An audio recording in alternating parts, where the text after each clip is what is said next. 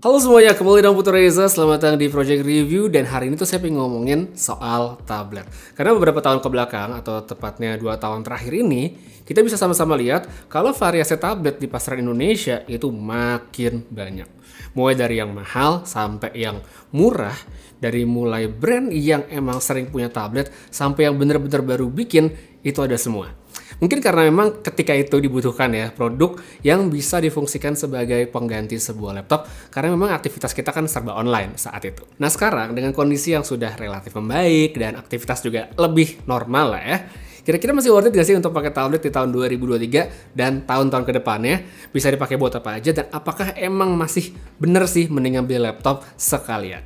Untuk perangkat yang akan menemani saya di video kali ini ada, ini dia, Oppo Pad Air. Ini adalah tablet terbaru dari Oppo Indonesia yang akhirnya resmi juga.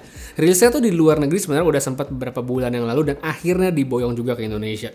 Bagi yang berminat, udah siap buat dipesan, linknya saya taruh di deskripsi. Intro dulu sedikit untuk produknya.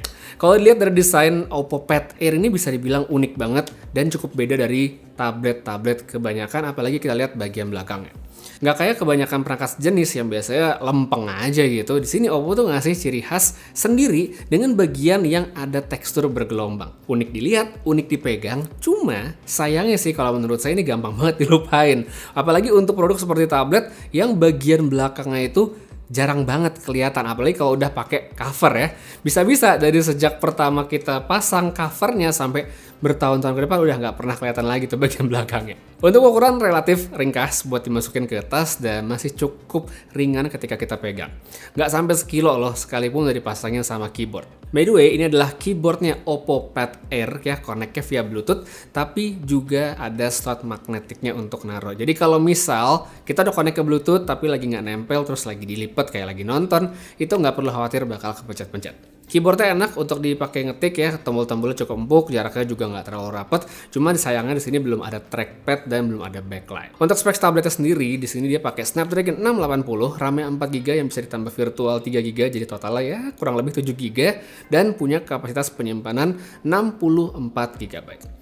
64GB sendiri sebenarnya kalau menurut saya udah lumayan kecil ya untuk standar tahun ini dan tahun-tahun ke depan.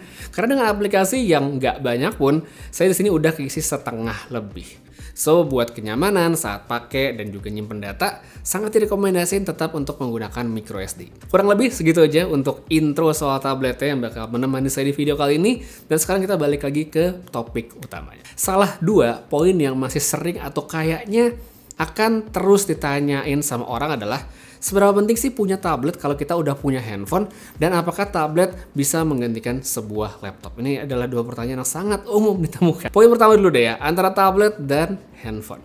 Pertanyaan ini masih sering banget muncul karena ya wajar, secara fungsi apa yang bisa dilakukan lewat sebuah handphone saat ini umumnya juga bisa dilakukan lewat tablet, begitu pula sebaliknya. Aplikasi relatif mirip-mirip, sama-sama bisa pakai sosmed, sama-sama bisa pakai email, dan sama-sama bisa buat main game atau nonton film. Terus buat apa lagi dong kita beli tablet gitu kalau udah bisa di handphone? Kalau saya sih ngelihatnya, tablet itu adalah sebagai alternatif sekaligus tambahan untuk mereka yang pingin punya layar lebih besar. Poin layar ini sih yang sebenarnya membuat tablet beda banget sama handphone karena otomatis ukuran menjadi lebih besar juga. Selain dari segi ukuran, resolusi juga umumnya lebih tinggi dibandingkan kebanyakan handphone sehingga pada akhirnya tablet itu bisa memberikan experience multimedia yang lebih baik. By the way, ini bukan cuma soal konten audiovisual doang ya. Layar yang lebih besar kalau menurut saya juga tentunya akan lebih nyaman ketika dipakai untuk membaca. Entah itu kita baca e-book yang isinya tulisan doang ya, kayak artikel di internet, atau mungkin baca komik, yaitu dia layar yang lebih besar tapi masih bisa dipegang dengan nyaman adalah kelebihan yang bisa diberikan oleh sebuah tablet itu kalau menurut saya. Untuk user yang mungkin pengen pakai buat ngedit-ngedit, layar besar begini juga pasti akan memberikan keleluasaan lebih dibandingkan handphone zaman sekarang yang rata-rata kan ukurannya di antara 6,7, 6,8 ya, rata seperti itu. Buat ngedit kayak template Canva misalnya, tampilannya kan jadi lebih besar, terus buat ngedit foto kayak di Lightroom, itu kan jadi lebih leluasa juga untuk geser slider atau titik curve-nya, dan gak ketinggalan misal buat ngedit video ya, motong-motong, serta lihat timeline-nya juga menurut saya lebih nyaman. Tambahannya juga yang nggak ketinggalan itu adalah baterai yang relatif lebih besar dari kebanyakan handphone. Emang dengan kapasitas yang lebih besar itu ya buat ngidupin layar yang lebih gede juga. Tapi karena tablet kan pemakaiannya ya pada kebanyakan orang tidak akan seintensif kalau mereka pakai handphone, maka ya jadilah lebih awet. Nah, dua hal tadi itu semua saya temuin di unit Oppo Pad Air. Ukuran layar besar dan resolusi itu 2K, jadi enak banget menurut saya untuk dipakai audiovisual.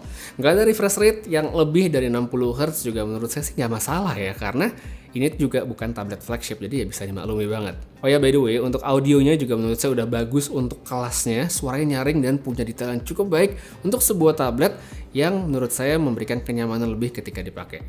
Habis itu buat baterai, ini juga oke untuk pemakaian yang ya biasa-biasa aja dan tidak terlalu intensif.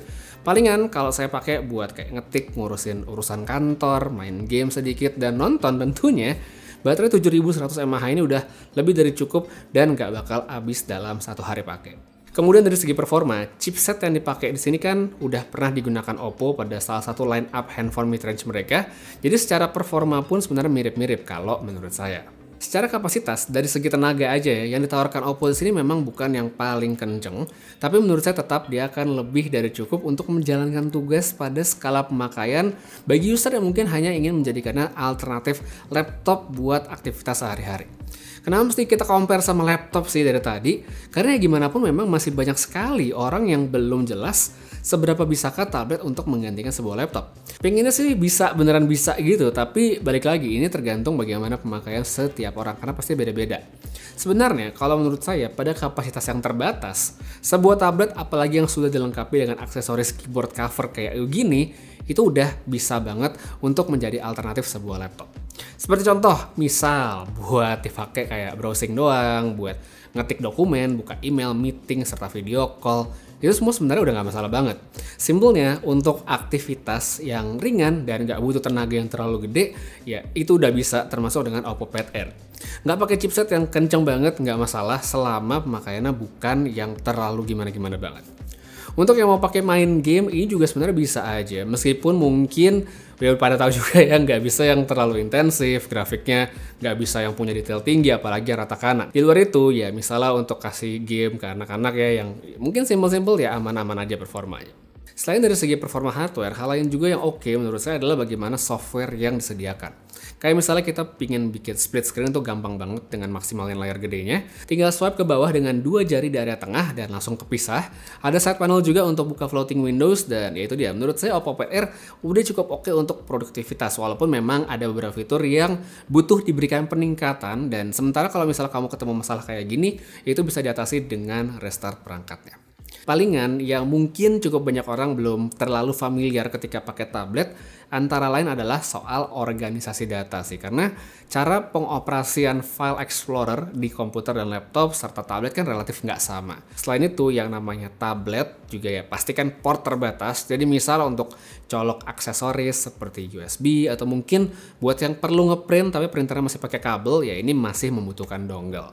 Mungkin ada sebagian orang yang ngerasa, wah ini ribet ya, nggak praktis gitu ya. Sebagian juga mungkin oke-oke aja. Tapi di luar itu, secara umum dari aspek produktivitas ini sebenarnya udah terpenuhi oleh sebuah tablet sekarang. Selain itu, dari segi ukuran, tablet ini kan juga umumnya relatif lebih kecil kalau kita bandingkan dengan laptop pada umumnya. Tambah lagi kalau kita menghitung soal charger yang biasanya nggak terlalu kecil. Kalau tablet kan kita bisa pakai charger handphone aja. Jadi kalau misalnya dirangkum dari sudut pandang dan pengalaman saya, tablet adalah perangkat pelengkap. Dia bukan utama, tapi jika dirasa perlu ya bisa menjadi alternatif untuk berbagai macam jenis pemakaian. Ya bebas banget mau ngapain aja. Layar lebih besar adalah poin utama yang membedakan banget dengan kebanyakan handphone karena memberikan keleluasaan. Mulai dari aktivitas multimedia buat ngedit-ngedit sampai produktivitas ya itu udah bisa. Nggak cuma layar, aksesoris macam keyboard cover ini juga berperan banget dan akan memudahkan bagi mereka yang memang mencari alternatif dari laptop untuk mengetik. Kalau misalnya kita mau pakai keyboard eksternal di handphone ya mungkin nggak terlalu praktis ya. Dalam konteks Oppo Pad Air, menurut saya tablet ini juga sudah menjalankan fungsinya dengan baik sesuai kapasitasnya. Buat orang yang hanya melihat dari soal chipset, ya perangkat ini pasti akan kelihatan kurang ya. Emang bukan yang paling ngebut harus diakui, tapi kalau untuk orang yang butuh perangkat buat ngetik, buat baca, buat video call ya, atau aktivitas sepanjang video udah saya jabarin semua, ya harusnya sih bakal cukup-cukup aja dan layak dipertimbangkan. Apalagi kalau mungkin handphonenya pakai Oppo gitu ya, fitur kayak multi screen connect itu bisa dimaksimalin banget. Mulai dari sekedar kita pakai screen mirroring sampai drag and drop data itu jadi lebih mudah. Secara umum tabletnya udah oke, bisa ditingkatkan lagi. Cuman yang menurut saya perlu banget lebih ditingkatkan itu justru adalah keyboardnya ya. Keyboardnya perlu mendapatkan perhatian khusus untuk seri-seri berikutnya. Jadi ya untuk tabletnya tinggal cocok-cocokan aja sama pemakaian. Kalau cocok silakan dibeli, kalau enggak ya bisa cek alternatif yang lain. Kalau buat yang berminat langsung aja cek link yang saya taruh di bawah tombol like ya, di bawah. Untuk sekarang guys, kita aja dulu ya videonya. Makasih banyak nonton sampai habis. Putra Reza pamit, sampai ketemu lagi di video berikutnya. Dan seperti biasa, have a nice day.